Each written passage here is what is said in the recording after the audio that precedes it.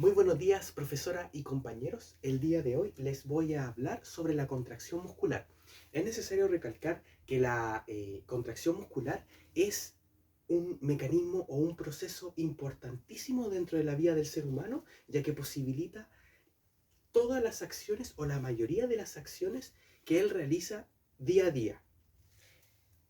Debemos señalar que existen tres tipos de musculatura. Primero, tenemos el músculo esquelético, que se encarga del movimiento voluntario. Segundo, tenemos el músculo liso, que se encarga del movimiento involuntario. Y tenemos el músculo cardíaco o del miocardio, que se encarga del movimiento involuntario.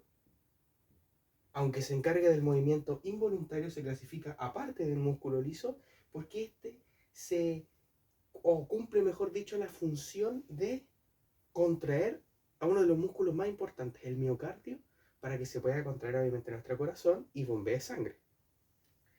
Entonces, el músculo liso también se encarga de revestir lo que es las paredes de los distintos órganos que nosotros tenemos para obviamente lograr un óptimo movimiento. Generalmente, o un ejemplo bastante importante es lo que sería el sistema digestivo, el esófago, para el movimiento del bolo alimenticio, el propio estómago, los propios intestinos. Entonces, es muy importante para el movimiento involuntario que ocurre dentro de nuestros órganos y que nos permiten funcionar con normalidad. Y tenemos el músculo esquelético que permite el movimiento voluntario. Si bien todos estos tipos de musculatura son importantísimos para el ser humano, hoy nos vamos a encargar de explicar la contracción muscular, pero propiamente o más específicamente del músculo esquelético. ¿Ya? El músculo esquelético, ¿por qué se llama de esa manera? Se llama de esa manera porque el músculo esquelético se une al hueso a través de algo denominado tendón. Entonces, tenemos al músculo. Estos serían los tendones.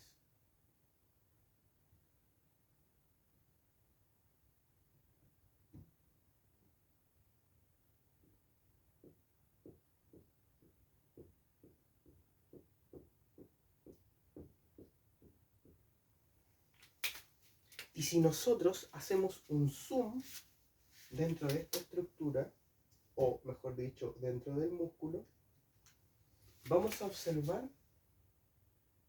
la musculatura esquelética de esta forma.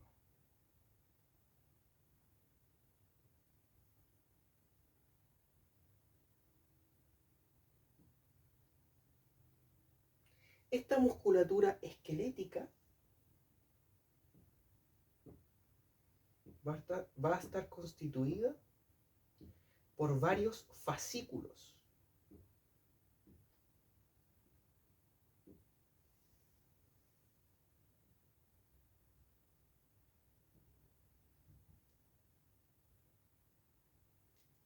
Por varios fascículos.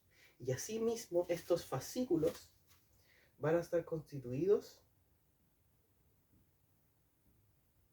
por varias fibras musculares, que son que son células cilíndricas multinucleadas del músculo esquelético.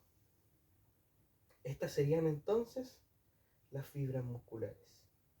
Y estas fibras musculares está constituida también de miofibrillas. Y estas miofibrillas están constituidas a partir de varias unidades funcionales a las cuales les vamos a llamar con el nombre de sarcómero.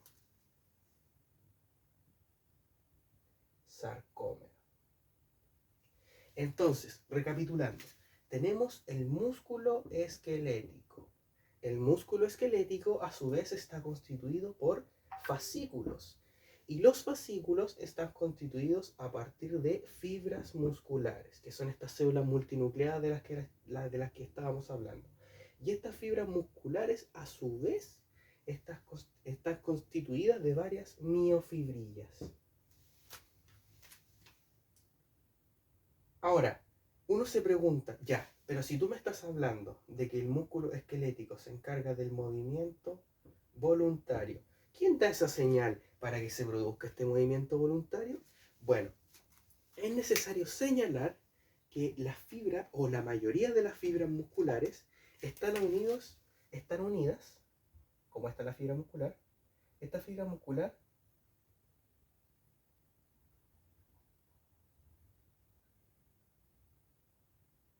va a estar unida a una neurona. Y esta neurona va a estar conectada con el sistema nervioso central. Como estamos hablando de musculatura esquelética y el movimiento por lo tanto es voluntario, en este caso el cerebro va a producir ese movimiento voluntario. Entonces, como el cerebro produce una respuesta a un cierto estímulo del ambiente, se va a producir un impulso nervioso que va a viajar a través del sistema nervioso y va a llegar hacia la parte terminal de la neurona, y se va a unir junto con la fibra muscular a través de una unión denominada unión neuromuscular. Teniendo eso en cuenta, podemos proseguir. Ahora, si nosotros realizamos un zoom a esta unidad funcional denominada sarcómero, nosotros vamos a poder ver esto. Este es el zoom.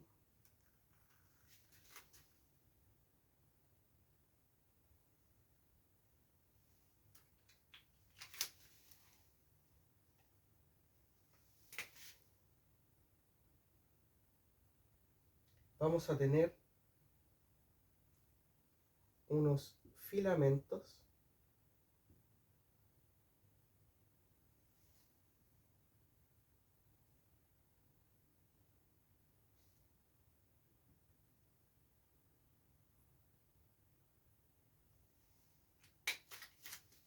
de forma helicoidal denominados o denominada actina. Y vamos a tener otro filamento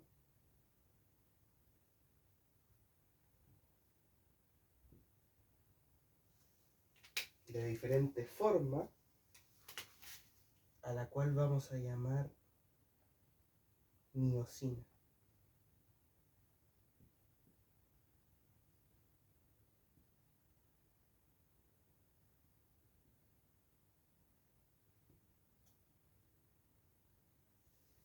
Más específicamente, la miosina 2.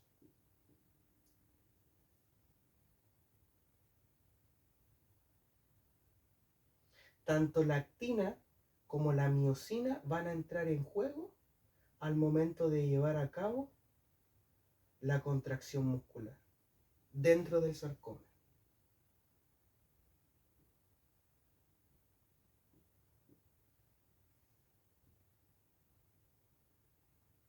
Podemos ver que la miosina posee como dos cabezas.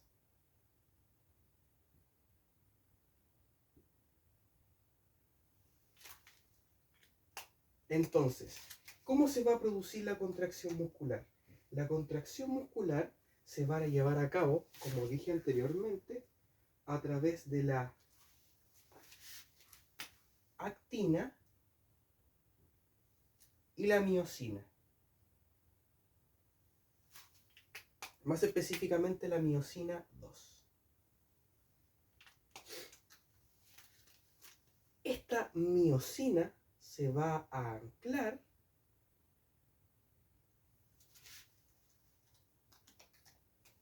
a la actina, se va a unir a la actina y va a producir un deslizamiento de la actina, lo que va a provocar, o lo que se va a ver reflejado, en una contracción del sarcómero y por tanto del músculo esquelético. Entonces, ahora, lo que nosotros nos debemos preguntar, ¿es esa la única forma para que se lleve a cabo la contracción muscular? La respuesta es no. Tenemos otras moléculas que entran en juego a la hora de llevarse a cabo esta contracción muscular. Como por ejemplo, tendríamos también al ATP, que es una molécula que se produce en las mitocondrias y que al romper los enlaces de esta molécula, nosotros generamos la energía suficiente para que una célula cumpla sus funciones de célula. También tenemos la troponina,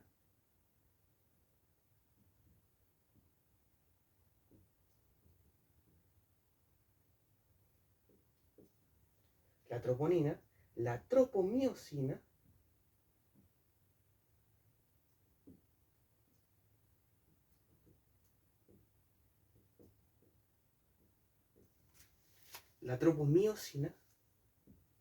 y iones de calcio o iones de calcio.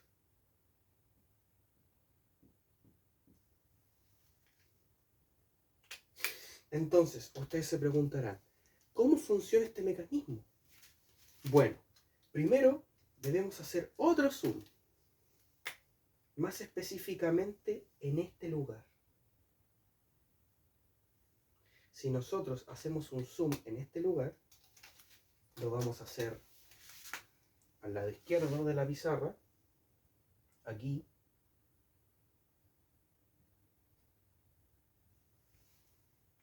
Si nosotros hacemos un zoom, vamos a poder divisar estas estructuras, es decir, a la actina y a la miosina.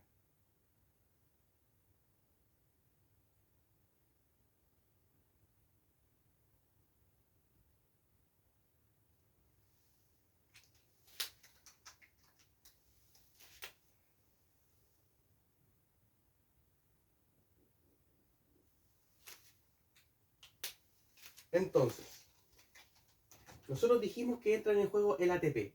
¿El ATP de qué manera entra en juego? El ATP, como adenosintrifosfato, lo que se va a encargar es de mantener en su mismo sitio a la miosina 2. Y también vamos a tener a la troponina y a la tropomiosina. La tropomiosina son filamentos que se van a encontrar de forma segmentada dentro de la actina. Y esta actina tiene sitios activos en los cuales la miosina 2 se va a anclar para producir este deslizamiento y por ende la contracción del músculo. Entonces, como dije anteriormente, la tropomiosina va a estar tapando los sitios activos y la actina también tiene otra estructura importantísima, la troponina.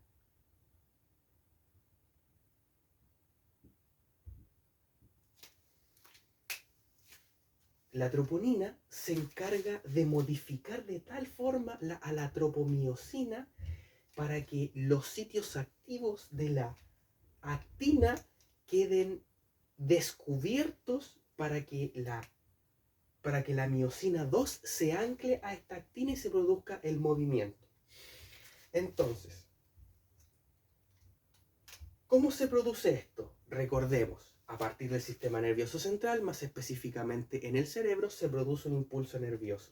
Este impulso nervioso va a viajar, va a llegar hacia la parte terminal de la neurona, va a producir una respuesta a través de la fibra muscular, y esta fibra muscular, como está constituida a partir de miofibrillas, y esta miofibrillas están constituidas a partir de sarcómero, van a producir que el sarcómero se contraiga. Cuando llega este impulso nervioso al sarcómero, se produce una entrada masiva de iones de calcio, que es la otra parte importante de este proceso. Es otra de las moléculas importantes dentro de este proceso. Este ion calcio se va a posicionar de tal forma que se va a unir a esta troponina y va a producir, le va a decir, ya, nos unimos. Es necesario que la tropomiosina también se modifique de tal forma que el sitio activo de la actina quede descubierta y se pueda anclar la miosina 2 a esta actina. Por lo tanto, este ATP se va a romper, esta molécula de ATP se va a romper y se va a producir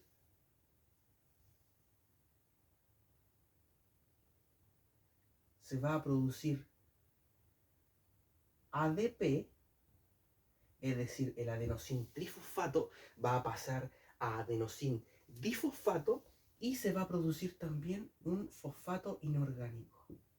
Un fosfato inorgánico.